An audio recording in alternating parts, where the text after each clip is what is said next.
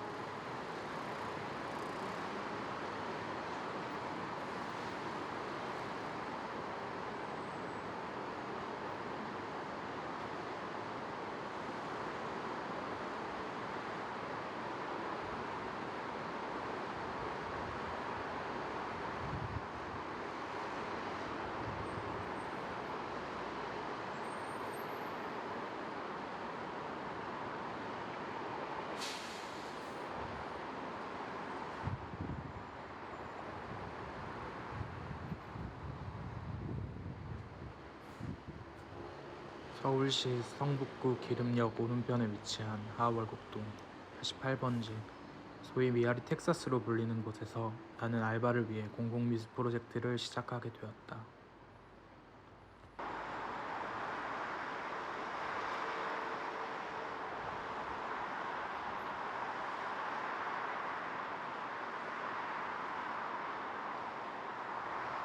프로젝트를 위해 6개월간 자료조사를 진행했지만 무엇을 시작하기가 어려웠다. 나는 이 집결지에 관한 문제들이 단단히 꼬인 매듭과 같다고 생각이 들었다. 프로젝트에 대해 고민하던 어느 날 문득 집결지의 골목의 풍경들이 어릴 적 가족과 함께 살던 시장 안의 모습과 닮아 있다는 생각이 들었다.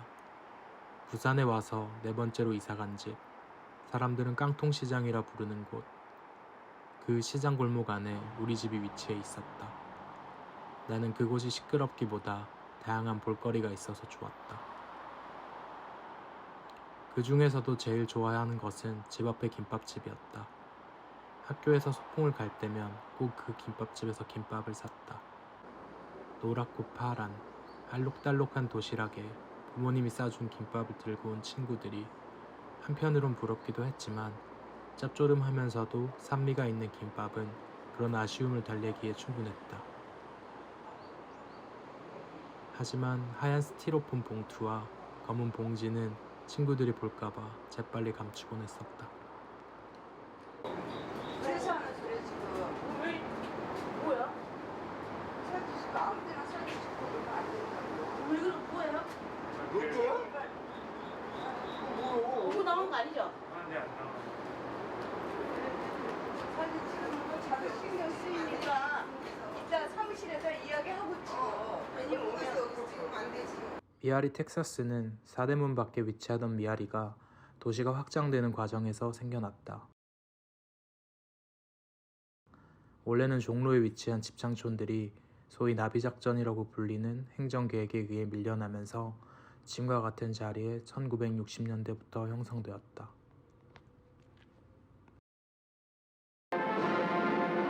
제10회 수출의 날 기념식이 서울에서 베풀어졌습니다.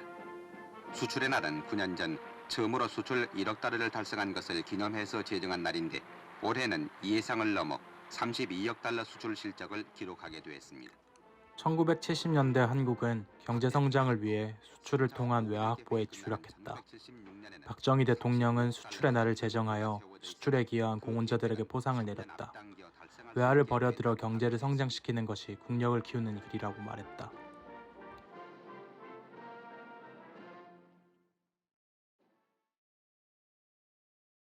미아리 텍사스를 포함한 성매매는 외화를 벌어들이는 중요한 수단 중 하나였다. 정부는 이를 알면서도 묵인했다. 1977년 한국은 수출 100억 불을 달성하였다. 오늘 밤 자정부터 성매매 특별법이 시행에 들어가서 이제 성을 사고 파는 남녀와 알선업주 모두가 처벌이 됩니다. 대대적인 단속이 집창촌과 유흥업소를 대상으로 펼쳐집니다. 이필희 기자입니다. 오늘 밤 자정을 지나는 순간부터 경찰은 성매매 예상 장소에 대한 대대적인 단속에 들어갑니다. 미아리와 청량리, 용산역 등 집창촌은 최우선 단속 대상입니다. 룸살롱과 단란주점, 휴게텔, 성인 전화방, 보도방, 안마시술소, 퇴폐 이발소에서 이뤄지는 성매매도 단속의 철퇴를 받게 됩니다. 성매매 특별법이 제정된 이후 미아리를 포함한 전국의 성매매 여성들은 생존권을 보장하라며 특별법 폐지를 촉구하는 시위를 대규모로 개최했다. 이들은 여성의 인권보다 자신들의 생존권이 우선이라고 얘기를 했다.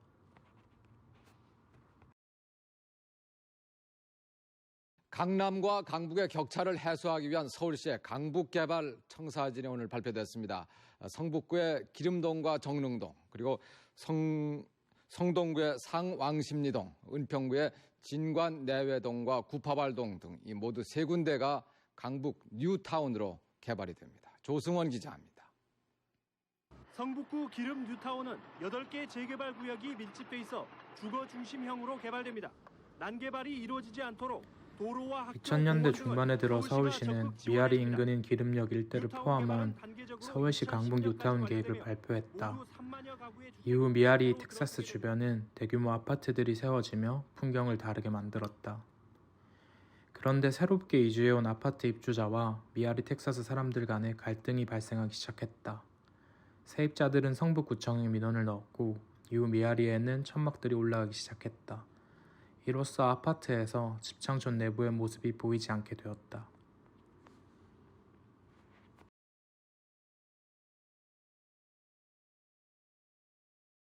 경찰의 꽃이라는 총경 승진 인사가 발표됐습니다. 오늘 인사에선 40여 년 만에 처음으로 여성 총경이 탄생했고 경찰대학 1기 출신의 30대 경찰서장도 나와 화제를 모았습니다. 유지영 기자입니다. 미아리 텍사스를 관할하는 종암경찰서에 여성 경찰서장이 부임한 적이 있다. 성매매 단속으로 사회에서 주목을 받았던 최초의 여성 총경 김강자는 지금 대표적인 성매매 특별법에 반대하는 인물 중 하나가 되었다. 무조건적인 금지와 처벌은 성매매 여성들의 삶을 모르는 것이라 이야기하고 있다. 잔뼈가 굵은 김강자 경정이지만 이번 총경 승진은 특별한 의미를 지닙니다. 6.25 직후 혼란기를 제외하고는 40여 년 만에 처음 나온 여성 서장. 경찰 업무는 여자에게 적합하지 않다는 통념과 맞물려 경찰의 꽃이라는 총경 자리는 여경들에게 좀처럼 틈을 보여주지 않았습니다. 업무가 다양하지만도 우리 여성들이 얼마든지 그 업무를 소화해낼 수가 있어요. 제가 직접 경험해 보니까 그렇습니다. 저는 엄마 입장에서, 어머니 입장에서 너무너무 그때 괴로웠고 반드시 내가 척결하기가 말겠다는 그런 생각을 가지게 된 거예요. 여기다가 우리 경찰관을 고정근무를 시킵니다. 고정 24시간. 고정근무를 시켜가지고 또 여기 들어가는 손님은 이제 미아리 텍사스는 콘크리트 아파트 속 양상한 뼈대들로 남아있다. 미아리 텍사스는 서울시 도시계획에 따라 2023년까지 철거를 완료할 예정이다.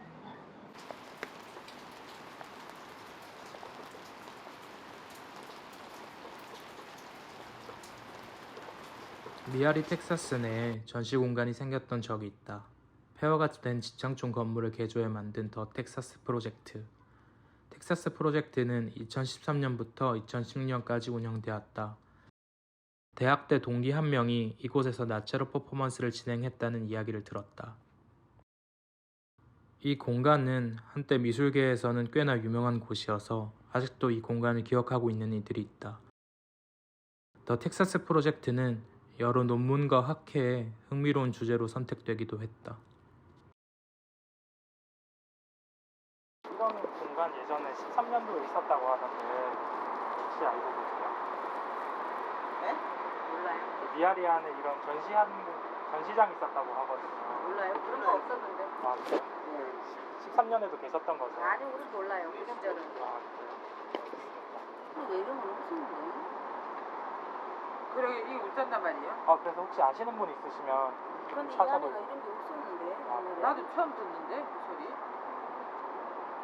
그 소리 지금 내가 처음 들어. 아, 그래요?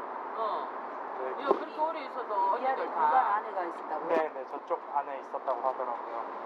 없었는데 이런 게. 주소는 저쪽이었고.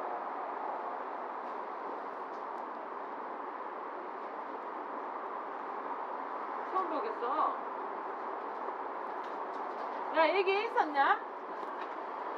남이야. 옛날에 여가 있었냐 이게? 옛날에 이 공간에 전시를 있었냐고. 이걸 찾는다는 거야. 아, 여기 이 공간 기억하시는 분들 그냥 인터뷰하려고 하는 거여서 제가 재개발되기 전에 기록하는 프로젝트도 좀 하고 있거든요. 글쎄 모르겠는데. 아, 그럼 여기 한 분만 아, 그래, 왜요? 네. 뭔데? 아니야. 찾는다고. 아, 뭐 때문에? 그 정아이가 네, 사무실에 창문에 갔다. 있어서. 아, 나중에 와야 돼. 아, 네, 알겠습니다. 왜요?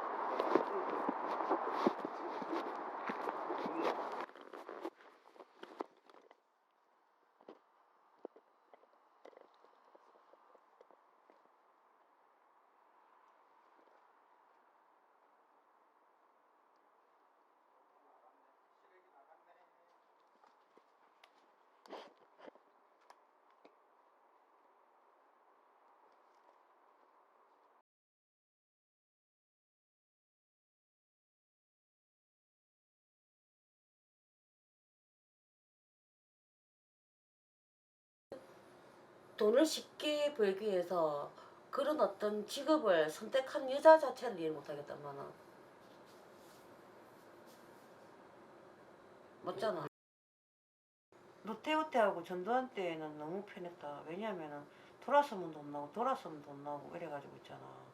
너무너무 신나게 공무원 생활 했는데 옷도 많이 사입고 맛있는 것도 많이 사 먹고 여행도 많이 다니고. 그때는 공무원같이 편한 직업이 없었다. 시간에 수당 거짓으로 달제, 가라로 달제, 출장 몇 박 며칠 가라다 돈 받제, 계속 돈 만들 국리만 하고 앉았었는데. 그러니까 이따가 내가 이재명 욕하는 아이가 바보야. 그래, 그 아들 똑같아 다 그렇게 한 거다. 새로운 문민시대 개막을 알리는 제14대 김영삼 대통령의 취임식이 국회의사당 앞 광장에서 열렸습니다.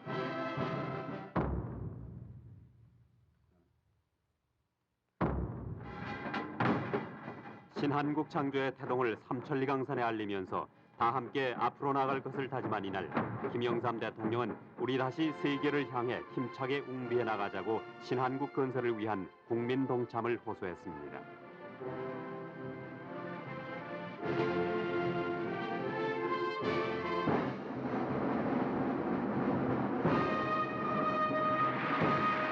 이제 우리 온 국민이 바라던 문민민주주의의 시대를 열었습니다.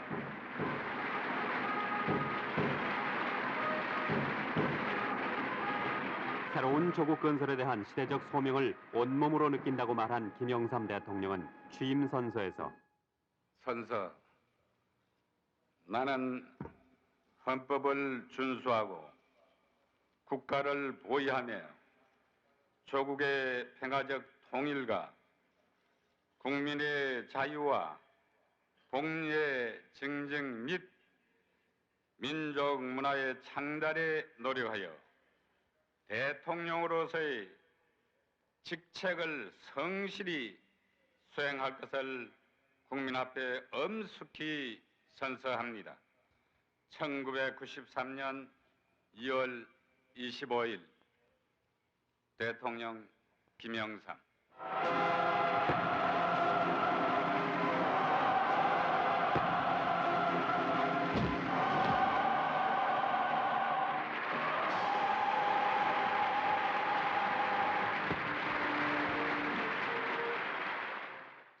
이제 기억 속에 조금 새로운 물길이 시작될 때가 김영삼 정부였어. 완전 옛날하고 다른 느낌이 든 때가 김영삼 때였어. 사회적 제도도 인권도 그리고 역사적 사실도 약간 뭔가 이게 틀렸구나. 옛날에 그게 맞다고 생각했던 부분이 틀렸구나 생각이 들기 시작한 때가 익숙한 데 좀 벗어난다는 거. 그때 김영삼 시대였어. 김영삼 정부 몇 년 차에 엄마 그만둔 거지? 김영삼이가 취직하고 나서 대통령 되고 나서 계획 갈 때 있다. 그때 맨 처음에 있다 얘가. 초창부터 엄청 개혁하겠다 그랬었죠. 되고 나서 내가 얼마 안 돼서 그만뒀을걸? 1, 2년 정도? 1년 정도 채 안 돼서 그만뒀을게. 그때 왜 집 문제로 그때 엄마가 거기 집을 그때 임대 아파트 2개를 사놨고 또 다른 사람 명의 빌려갖고 사놓고. 그럼 왜 그러셨어요? 청년 결백하게 공직생활 하셔야죠. 공무원이. 또 몰라 그랬지. 공무원 때는 좀 여자라서 차별받거나 그런 건 없었나? 있지. 급여, 수당, 그리고 성진, 사회적 인식 전부 다 차별이었지. 구조적 차별이 많지 그때는.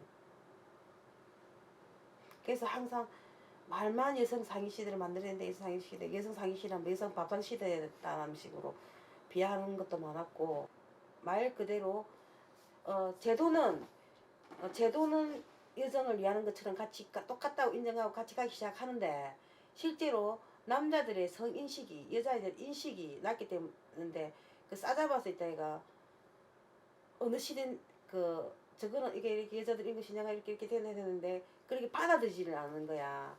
사회적 통념에서 이미적으로 막 그렇게 하는 것 자체가 모순이거든. 예를 들자면은 누구누구씨 이렇게 자기 생각을 이야기해 보세요 이렇게 해놓고서는 나중에 여자란 말이야.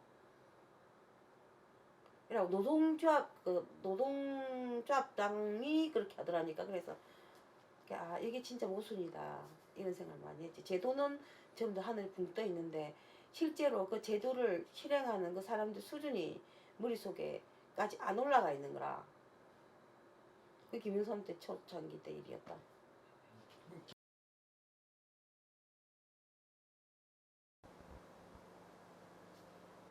아니 내나 박지연가 가 있다 애가 무력지도 않은 애가 섣불리 나가고 그렇게 한다는 것도 그게 진짜 여성을 위한 게 아닌데 너무 수박 끄달기식으로 접근하는 거 아닌가라는 생각이 들고. 누구나 다 성장할 수 있는 기회가 필요한 거 아닐까?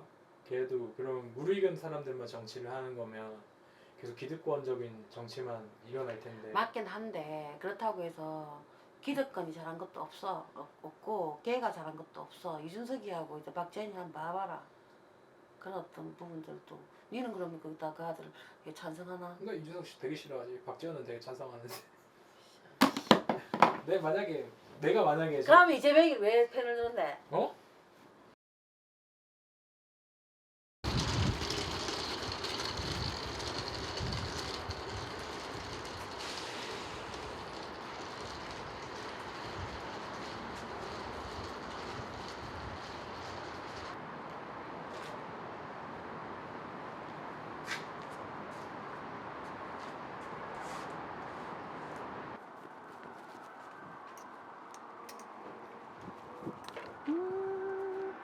아우 좋다 바람. 바람이 좋아요. 우와. 어제 교육 워크숍 갔다 왔어요? 알바 뛰고 왔어? 돈 벌었어 가서? 아이 그럼 돈 벌었지. 약국 따고 가면 돈 벌어야지. 안 그래?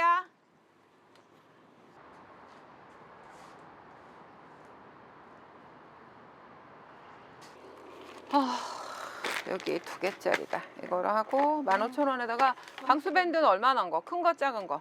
어디 그거? 손가락은 왜 또 쥐어 뜯었어? 아유 이거 안 좋아. 그거 붙이면 안 돼. 동생 어떻게 됐어요? 동생요? 네. 동생 수술 다음 주. 아직도 못했어? 그 대학병원이라서 오래 걸렸어요. 맞아. 오래 걸려요. 무시해야 돼. 이미선 약사님은 2003년 미아리 텍사스에서 약국을 개업한 후 지금까지 이곳에서 약국을 운영하고 있다. 그녀의 약국의 주 고객은 텍사스에서 일하는 여성들이다. 그녀는 텍사스가 위치한 하월곡동이 고향이기 때문에 여기서 일하는 게 좋다고 말한다. 그녀의 집은 약국에서 5분 거리에 있다. 자신에 대해 궁금하면 자신의 쓴 책을 읽고 오라는 말에 그 책을 다 읽고서야 제대로 이야기를 시작할 수 있었다. 종교 활동과 봉사에 진심을 다하는 그녀와 이야기하며 그녀가 과거의 이름을 날린 운동권 여대생이란 사실을 새롭게 알게 되었다. 거의 다 이제 데모를 하고 교도소 가는 거니까. 교도소 가면서 끝나는 거예요? 네, 그렇죠. 네, 그렇게 해서 끝나서 나와서 인천 가서 노동운동 1년 반 하다가 그때 이제 정말 노동이 힘들구나. 그 주야간 막교대로 12시간씩 회사 이름 까먹었어요. 대림통상인가 경동산업인가 숟가락만 들었는데 와 진짜 밤에 별을 보고 일을 한다는 게 얼마나 서러운지.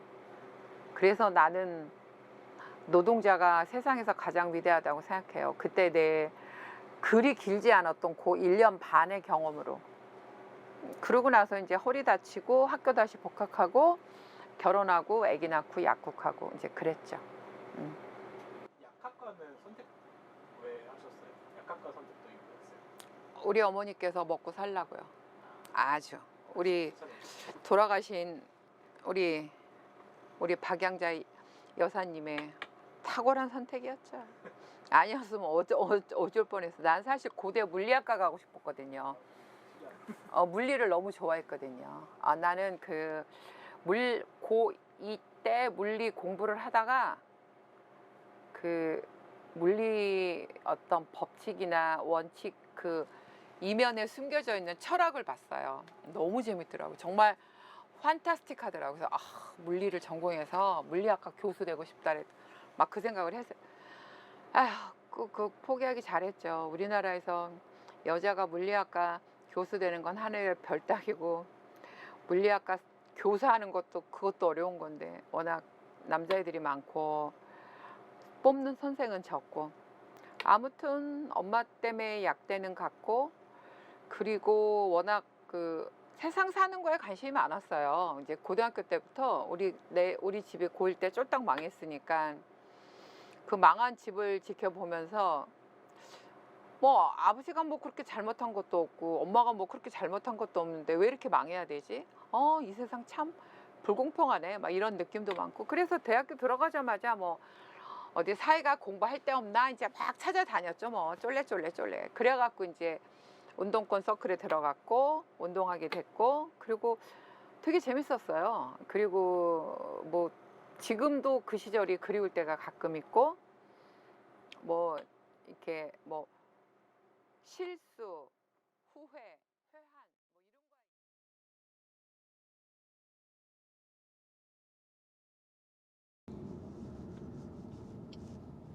뭐 이런 거 엄마 인터뷰 해줘야지. 아주 그만해라 민준아. 그냥 대화하듯이 얘기해주면 되는데. 안 해 싫다. 지금 왜 그런 엄마의 싫은데? 기분이 우선 그거 한단 말이냐. 맨날 기획도 끝내기도 싫고 아무것도 하기 싫다고. 그러니까 전화로 해주겠잖아. 전화로 하면 영상이 안 나오잖아. 해줘. 그냥 얼굴도 안 나오는데. 아 됐다. 왜 그러노? 그냥 내가 물어봐야지. 안 한다고. 엄마 예전에 내가 그거 물어봐. 하지 말라니까 진짜 엄마 안 된다고 진짜. 왜? 어릴 때는 항상 동경이 선매만 같이 있으니까 그러고 외할아버지 엄청 엄했거든. 그러다 보니까 밖에 나갈 수도 없고 이런 게 볼 수가 없고 막 그랬고 또 할머니가 많이 아프셨거든. 그러다 보니까 많이 아프셨어. 그래갖고 할머니는 진짜 신병같이 좀 많이 알았거든. 그래갖고 언니 오빠는 없잖아. 나가고 없고 엄마가 어린데도 제일 큰 것처럼 이렇게 되다 보니까 할머니에 대한 부담감이 엄마가 엄청 컸었어. 그러니까 나 그 바크를 벗어나지 못하고 그러고 항상 할머니 기대에 맞추려고 밥도 잘하고 일도 잘하고 밭도 잘 매는 것처럼 하고 공부도 제일 잘하고 막 이런 식으로 했거든. 그러다 보니까 뭐들 다 잘한다고 하는데 이 세상을 모르잖아 아무것도. 그래갖고 또 고등학교 때 아버지 돌아가시고 나니까 할머니가 그 혼자 계시잖아. 그래 큰언니가 이제 도시에 있다가 설 추석 때 한번 오잖아. 그러면은 오는 날부터 슬프기 시작하는 거야. 오는 날부터. 왜 슬픈 줄 아나? 오는 날 보면은 갈 날이 멀어진다고 가까워진다고 생각하는 거야. 기다릴 때는 그냥 기다리는 하루는 다가오는데 딱 오고 나면은 그 다음부터는 이제 가는 날이 가까워진다고 생각하는 거야. 그만큼 이별이 싫었던 거지. 그런 이별이. 감정적이었네. 엄마 좀 그렇게 말하지. 그래갖고 언니 기다리면 객선만 오면은 객선에서 사람들 내려오면은 우리 언니는 언제 올까 이런 생각이 시작하고 막 하고 그 촌에는 다 닫혀 있는데 객선이 와고 사람들 막 내려오고 나면은 새로운 게 막 보이잖아. 우리가 늘 보던 거 말고 옷도 새로운 게 보이고 뭐 어떤 물건 들고 궁금하기도 하고 막 그런 거 있잖아. 그럼 그 객선만 기다리는 거야. 객선 소리만 새로운 소식이 온다 이런 생각이 있잖아. 그게 즐거웠는 거야. 아무지도 오지도 않을 그 객선 아무도 우리한테 올 사람도 없다는 걸 알면서 그 객선을 이제 객선 올 시간이네 시골에서 있으면서 그렇게 생각했거든. 그랬는데 가고 이제 언니가 언제 올까 싶어갖고 그 하단에 앉아서 큰 언니 하염없이 생각을 하는 거야. 언니 생각 막 이렇게 가고 나서 이제 오는 날에 왔다 오고 가면은 그 다음부터 슬프기 시작하네. 어느 순간부터 이제 가는 시간이 이제 더 가까워진다는 거지. 떠나는 시간이. 그게 너무너무 내가 엄마도 가끔 잊고 있는 그 생각이 나네. 그런 생각이. 엄마는 창원에서 직장 생활할 때도 너무 그 집이라든가 그런 게 그리워가지고 창원하고 기장하고 그 시간이 2시간 반인데 그거를 출퇴근을 하게 됐다니. 그러다가 너무 힘이 들어서 내가 좋아서 오고 싶어 왔는데 내가 나간다 하니까 언니가 막 물어하는 게 니는 올 때는 니 멋대로 왔다 갈 때도 니 맘대로 가냐고. 언니가 이거 기장에 있어서? 기장에 그때 한전 거기 그 사원 아파트에 살았거든. 행복이 쪽팔린다고. 왜냐면은 나는 너무 돼서 너무 그렇게 오래 출퇴근을 하다 보니까 2시간 반 출퇴근 멀지. 차를 그것도 두 번인가 갈아타고 가는데 그걸 하겠다고 생각하고 왔는데 집이 너무 그리워서 왔는데 막상 해보니 몇 달 해보니까 내 생활이 안 되는 거라. 너무 머니까 가고 엄마 맡은 일이 약간 비서 역할이었거든. 그럼 내가 늦게 가면 안 돼. 늦게 가면 안 되는 그런데 직장에서 비사를 먹잖아. 그런 것까지 언니한테 다 이야기할 수는 없었거든. 그러니까 언니가 막 우리 언니 큰 언니 성격 꽉 하거든. 아 그래 난 좋은 거.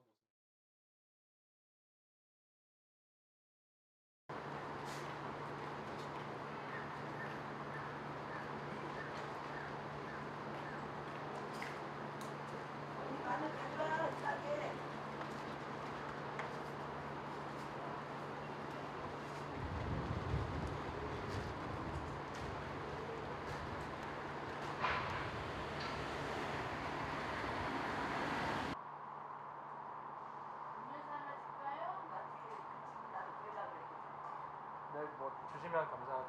뭐 드릴까요? 아무거나 주세요.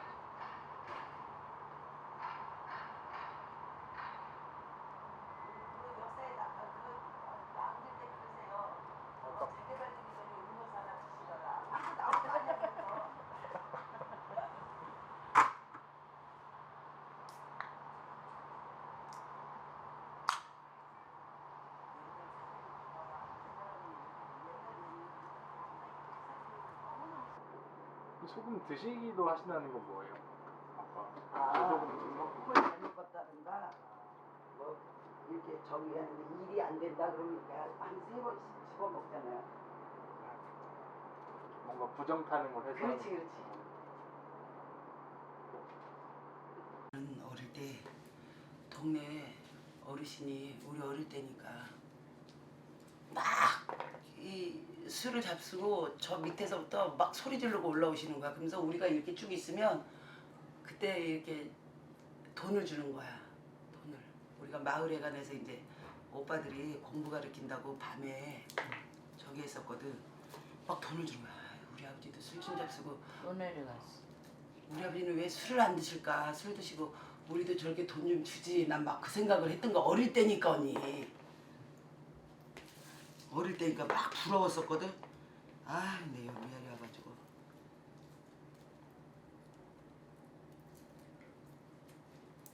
되게 부러웠었어. 막 돈 주면.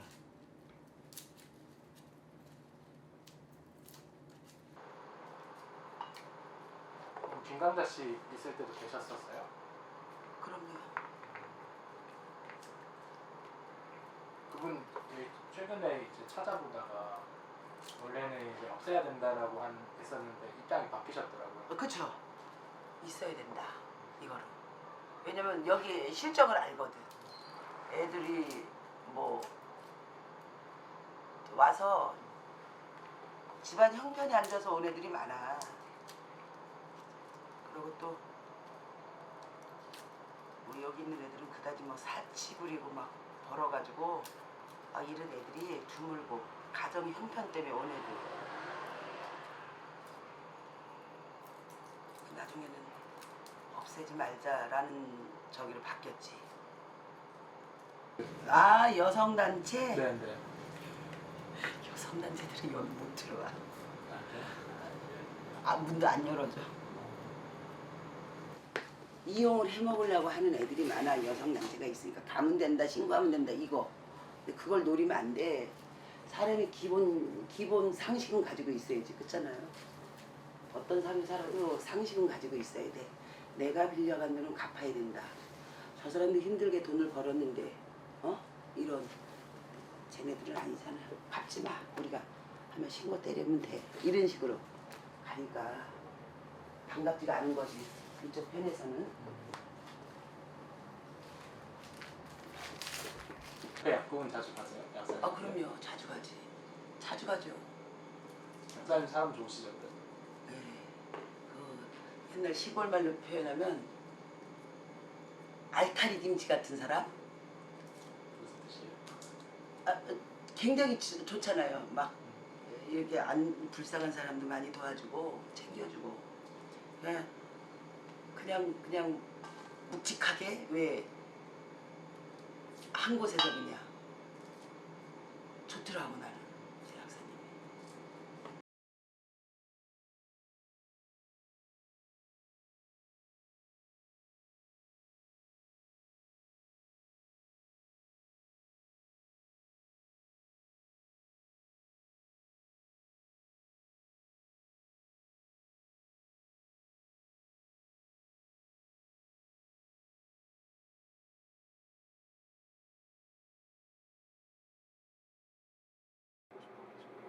화재 사고는 저게 2000 몇 년이더라. 하여튼 2005년인가 4년인가 아무튼 오래됐어요. 제가 여기서 약국할 때니까 5년은 지났네. 내가 여기서 약국한 게 2004년부터니까. 그래 불 났고 5명 죽었고, 예, 그리고 이제 나는 안 죽을 줄 알았는데 사람이 생각보다 빨리 죽고, 그러니까 불에 타서 죽는 게 아니라 그때 소방관 아저씨들이 그러더라고요. 나중에 화재 감식 나오신 분들이 질식해서 죽는 거라고, 호흡이 쪼그라들어서. 예, 그러니까 기도로 너무 많은 공기가 들어가니까 이제 공기가 너무 많이 이렇게 그 불 연기가 너무 많이 들어가니까 공기가 들어갈 틈이 없으니까 산소 공급이 안 돼서 죽는 거니까 몸들이 다 요렇게 해서 죽더라고요. 쪼그라져서 마치 엄마 뱃속에 있는 아기처럼 태아의 모습으로 그렇게 죽더라고요. 예, 사람이. 예, 다 봤어요. 그러니까 시신을 보진 못했지만 한 1m 정도 되는 이제 사이즈로 시신들이 덮여져서 나오는 거 여기서 나왔으니까 다 문 열고 지켜봤죠. 그리고 뭐 아무튼 화재 사건, 그리고 그 불나서 죽었던 친구들이 여기서 이렇게 문 열면 다 보이니까 되게 친했던 친구들이 많고 얼굴 다 아는 친구들이고, 그리고 그 사연도 좀 알고, 뭐 고아다, 남편하고 이혼하려고 한다, 아이를 양육하고 싶다, 돈이 없다, 돈을 벌어야 된다, 변호사랑 상담하니까 1억은 있어야 된다. 그래서 그 1억을 벌려고 여기 왔다가 보름 만에 죽었어요. 그 애기 엄마. 그 친구는 지금은 얼굴도 기억이 안 나요. 그냥 그 사연만 워낙 좀 슬펐고 가슴도 아팠고, 그 애가 지금 20대 한 중반 됐겠네요. 그때 7살인가 6살이라 그랬거든요. 딸내미가.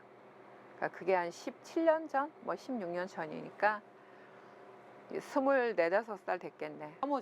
3우제인가? 3우제. 그러니까 발인을 이틀 자고 발인하잖아요. 그리고 거기서 하루 이틀 더 자고 3우제 하거든요. 그걸 여기서 했었어요. 그래갖고 뭐 이렇게 초상화 쫙 놓고 뭐 상 차리고 뭐 국회의원, 여성부 장관 뭐 다 왔어요. 청와대 뭐 비서실장도 오고 뭐 비서관도 오고, 정말 반밭이었어요. 완전히. 싫었어. 그때 좀 학생운동이나 이런 거 같이 했던 사람들 그쯤 되면 들어가 있지 않았어요? 들어가 있는 아는 사람도 왔었죠. 어머 반가워 오랜만이네. 어머 여기서 약국을 하는구나. 어머 안녕. Say goodbye. 딱 굿바이를 하고 내가 끝냈지. 그러니까 그런 게 별로 내 취향하고 안 맞아서, 어차피 뭐 그 죽어간 성매매 여성을 진심으로 애도하는 사람이 몇 명이나 있었겠어요. 다 자기네들의 정치적인 목적, 또 성매매 특별법에 대한 어떤 활성화, 그거에 관련된 여러 가지 뭐 시행령이나 이런 것들이 좀 정부 쪽에 유리하게 바뀌어야 되니까, 많이 만들어야 되니까 그런 거를 만들 수 있는 어떤 펌핑 작용을 이 사건이 할 수 있었던 거겠죠.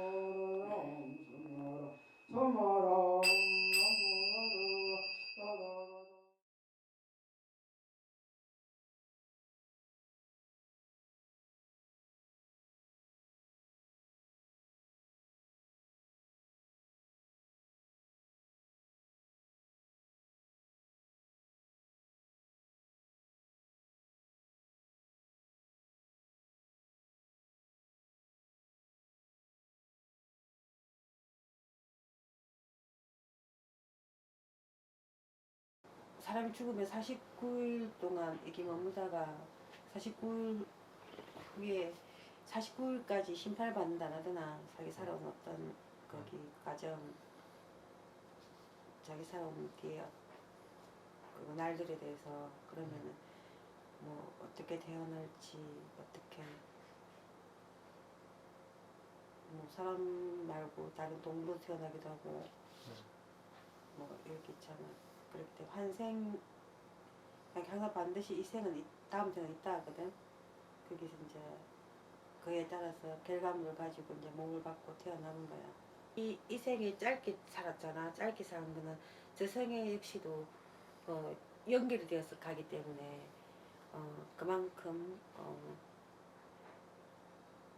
피치 못할 그런 어떤 연이 있어서 다음 생에 가서 연결되는데 계속 그 역할을 다 하고 갔기 때문에 계속 미련을 갖고 그리워하고 그러면은 자꾸 안 좋은 에너지가 생긴다는데 그래서 결코 그 아이한테도 좋지 못하고 나한테도 좋지 못하니까 그냥 인연이 다시 좋은 인연으로 갔으니까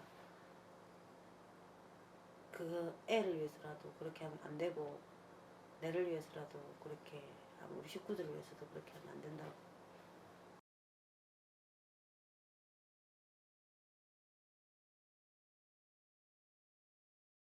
구연전도든 간에 그 공약에 단 한 번도 나온 거 없어요. 왜요? 크게 아까도 말씀드렸듯이 여기를 건들면 안 되는 그런 걸로 계속 인식을 해왔다니까요. 그게 정치인들도 마찬가지입니다. 그게 여론화되고 쟁점화되면 오만 가지 얘기들이 다 나오거든요. 근데 거기에 종사자들을 위해서 예산을 만약에 투입을 한다 그러면 왜 그걸 불법적인 행위를 하는 사람들한테 예산 지원을 하느냐, 세금으로 가지고 이런 얘기도 나올 수도 있는 거고. 그 미아리 텍사스 성매매 직결지 위치가 행정적으로는 이제 그 하월곡동 88번지예요. 하월곡동 88번지 일대가 이제 그게 공간적으로 성북구의 정중앙이고 도시계획적으로 봤을 때 성북구의 가장 중요한 위치예요. 지역 중심이라고 그래서 그 서울시 2030 도시계획을 보면 동북 지역의 지역 중심이 그 자리예요. 근데 지금은 이제 장사하시는 분들이 소유자가 아니에요. 소유자는 다 외부 사람들이에요. 거기 그 부동산 소유를 하고 계신 분들은 여기 한 10년 전만 해도 뭐 2, 300 뭐 3, 400 하던 땅들이 지금 뭐 몇천씩 하니까 땅. 그분들 거기서 포주하겠냐고요. 다 나갔지. 다 나가고 지금은 그러니까 먹고 살라고 하시는 분들이에요. 솔직히. 그 보는데 안 보이는 거고 있는데 없는 걸로 생각을 하고 사는 거죠.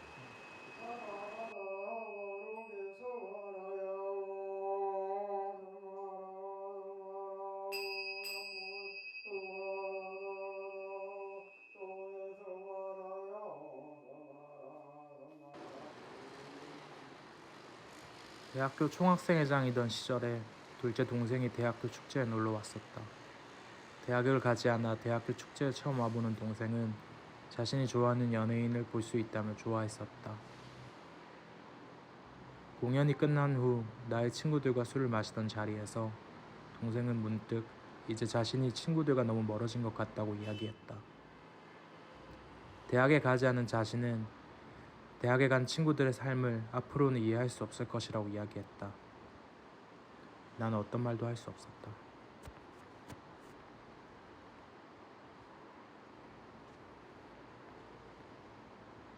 동생은 죽기 전 길거리에서 국제인권단체인 앰네스티의 후원금을 모으는 프로모터 역할을 했었다. 동생은 그 일이 자신이 사회에 좋은 일을 하는 것이라며 좋아했었다. 하지만 국제인권단체 앰네스티와 계약한 에이전시의 소속이었던 동생은 기본급이 없었고 후원을 모금해야만 성과급으로 월급을 받을 수 있었다. 동생이 죽고 통장을 확인했을 때 월급에는 100만 원 남짓한 금액이 찍혀 있었다. 그리고 통장에는 대학을 간 막내 동생에게 공부를 열심히 하라며 사준 태블릿 PC의 기록도 함께 찍혀 있었다.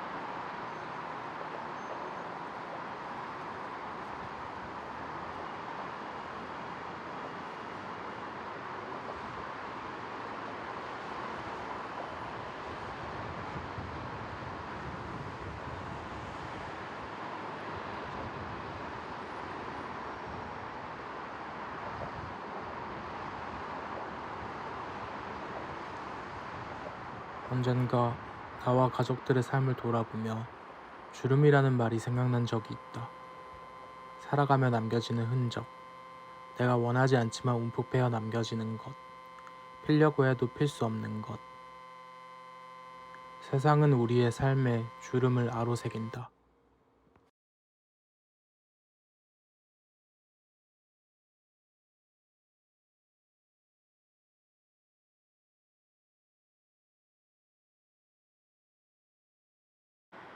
아들아.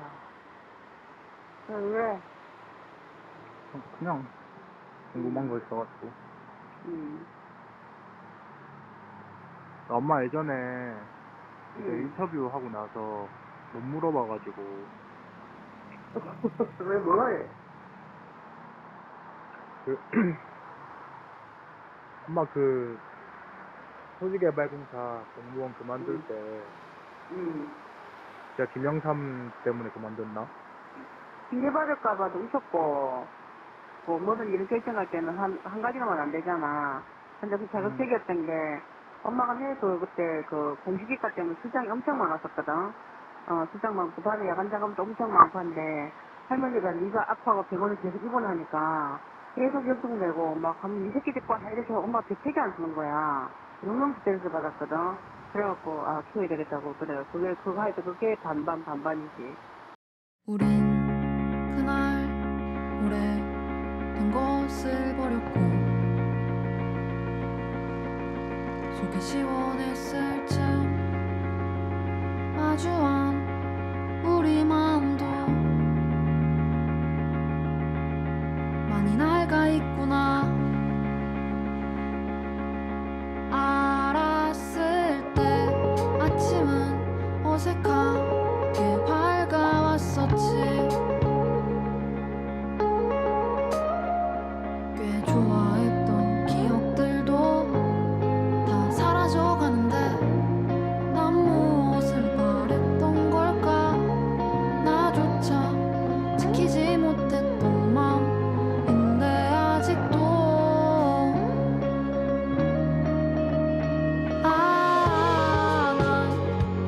영원한 맘을 사랑하나 봐 이미 피해 젖은 마음도 좋아 우리가 바다로 걸어 들어가자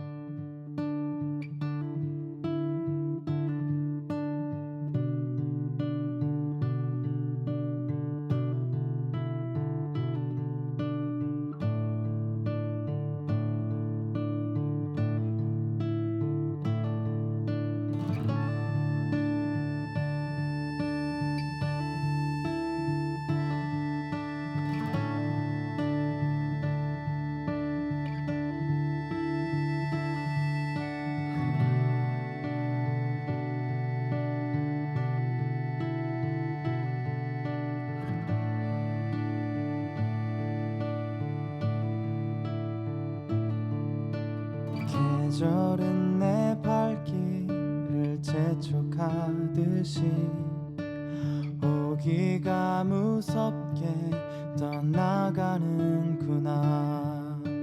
힘겨운 걸음을 떼어놓기도 전에 모든 풍경들이 낯설어지는